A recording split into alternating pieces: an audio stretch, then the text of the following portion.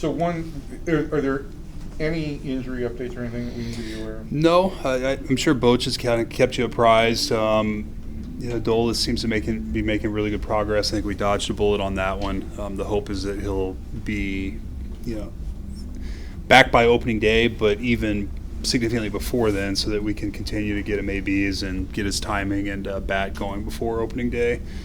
In the pitching front, we're in a pretty good spot. Jake Latz had some back tightness after his live BP. He's kind of gotten through that. We've thrown live BPs, and now he's back in the game tonight. Obviously, Jacob making his debut, Wyatt in there. We're in a pretty good spot from a medical standpoint. The hope is that we stay there between now and the end of camp. So Latz did the live BP on regular rate with everybody else. Yeah, and Hudson, it was like, I believe, mid-back, so nothing we were worried about, but at that point we just backed him off. Okay, yeah. And so he's obviously clear if he's going to pitch tonight. Mm-hmm. And on Adolis, like, the one thing for me is, you hope, and based on everything Boach has told us, it seems like, he will be back with time to get ready for opening day. But at what point would you say, hey, we'll let this go into a week or so into the season and say, we just want you right. We want to make sure we're not rushing anything.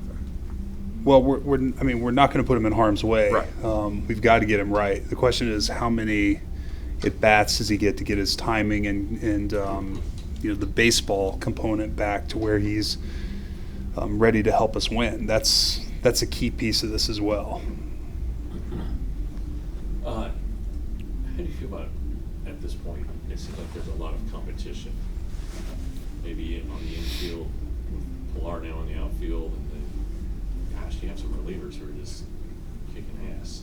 How it seems like that's Jeff, I think a lot of competition, meaning there's a lot of guys performing well. Yeah. The reality is that the majority of our spots on the team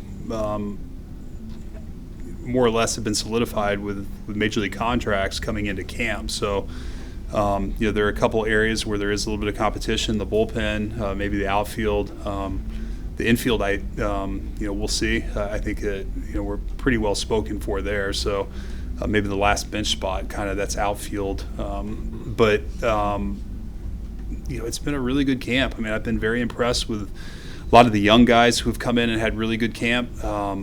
And then the veteran players as well. It's been a smooth spring training thus far. I hate saying that because I don't want to jinx us, but you can knock on the wooden gate.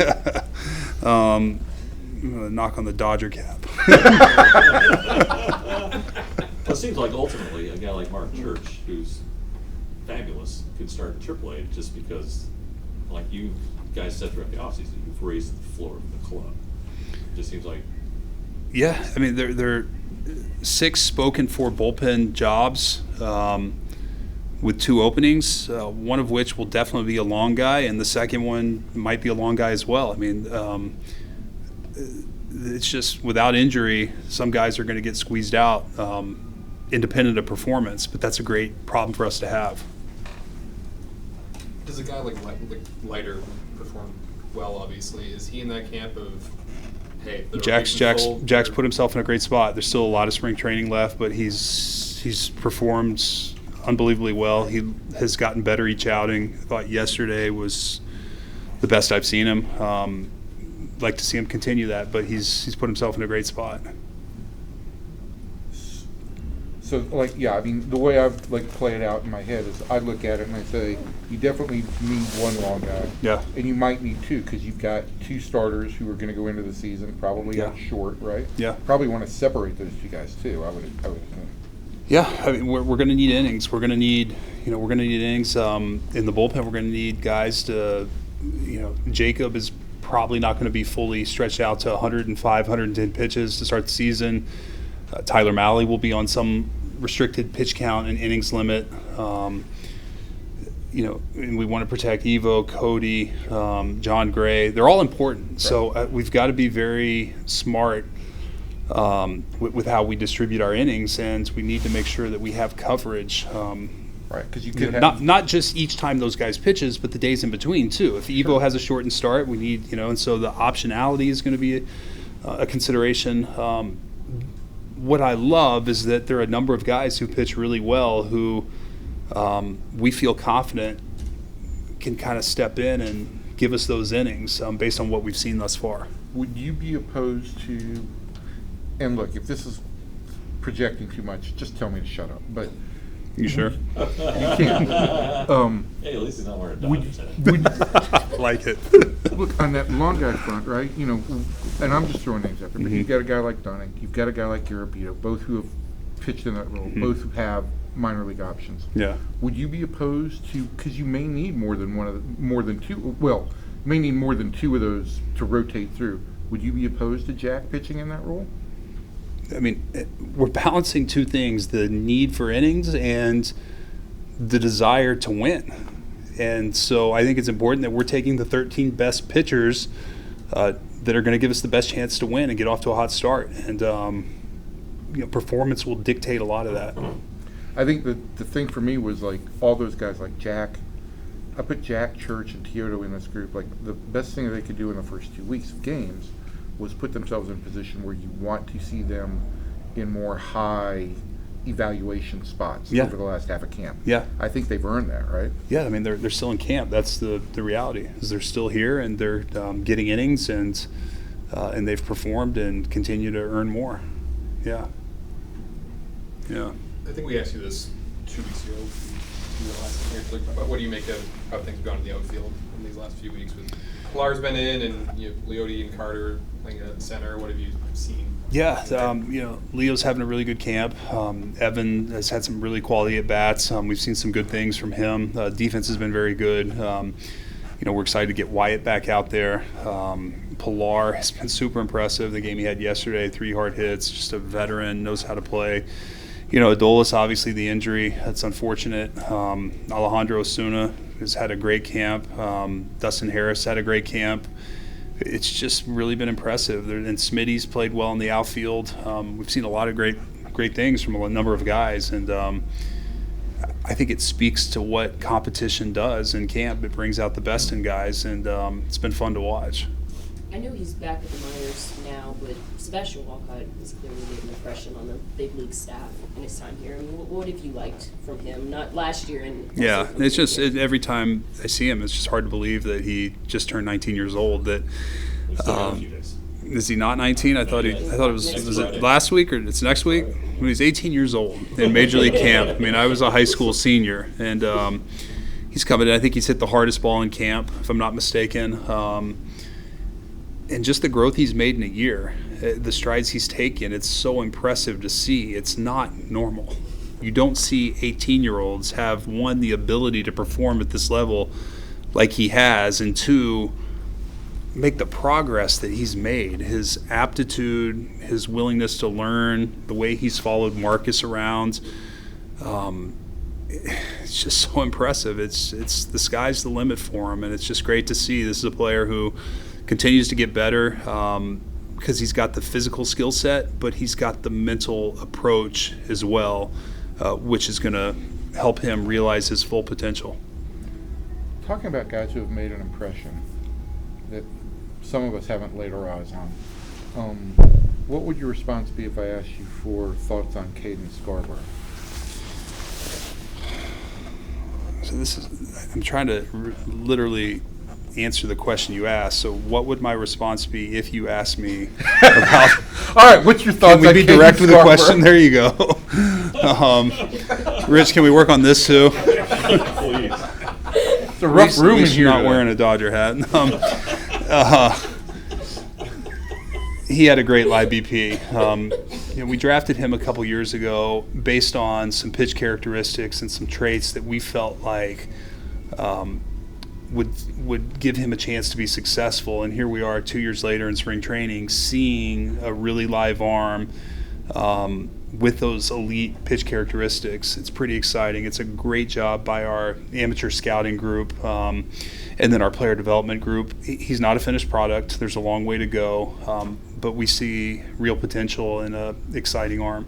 Are there any of the pitch characteristics that you can that you can share just in a Well, in a it's simple- a lead extension, a really good breaking ball profile, and a fastball profile that has some unique traits that good major league players have. And again, he's not a finished product. There's a long way to go. There are a number of other things that will determine his success. However, this early in camp to see that is really fun. Has he been, like, on the minor league side, has he been the guy that's, like, really opened eyes? There's actually, Evan, every day there's I feel like we're seeing, this time too, guys, pitchers are ahead of the hitters. Right. They come in, they've got live arms, and they're really letting it go. Hitters don't have their timing yet, but there've been a number of guys that have shown well thus far. The development group is doing a tremendous job. Where is Brock Porter, right? Where in his development? Yeah, he had a great offseason. Brock was home this offseason. Really, we had a lot of video, a lot of contact with him. This spring, his strike throwing has been very, very good. His velocity's back up. We're excited about the strides he's made. I've been impressed by Jake Berger, the player you have and the person, Yeah. and what he's going through and how he's handling it. And what are you seeing on that end of things? I always put myself in these guys' shoes, and I never had anything like that in my career where I had a child experiencing a medical issue and a procedure that is potentially life-threatening, and to see him miss camp and to go home and prioritize his family, and then to come right back and jump right back in and perform and do it with such a winning spirit.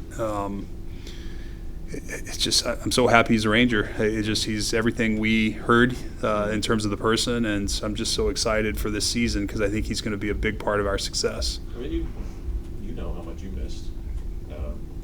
Yeah, but I missed the good times, not the hard times my wife handled while I was gone. But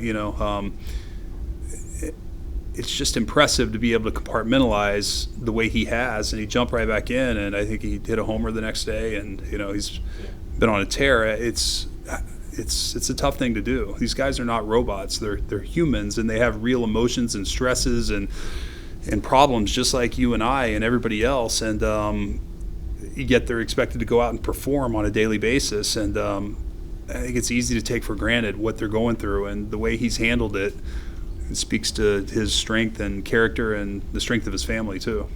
You do all your homework. I mean, you guys do all your homework. You check on makeup. You do all that. But like with the guy that you're trading for, yeah, you're relying on. In this case, maybe Skip's got some input and all that. Skip and Pipe were instrumental in helping us. For sure. Mm-hmm. But you haven't had a one-on-one conversation with him. And when you sit down and talk with him, and I don't know how at length you talk, when you sit down and talk with him, like the one thing that hits me is like the way he describes things, it all kind of hits all the principles of what you want in a good teammate. Mm-hmm. Am I? No, you're right. I mean, that's it's a non-negotiable for us, and so we're very selective. Our core values help guide us with not just the talent we seek, but the people, whether it's on the field or in the front office or coaching staff, and it's an important guideline for us. And when we stay true to that, we seem to make pretty good decisions.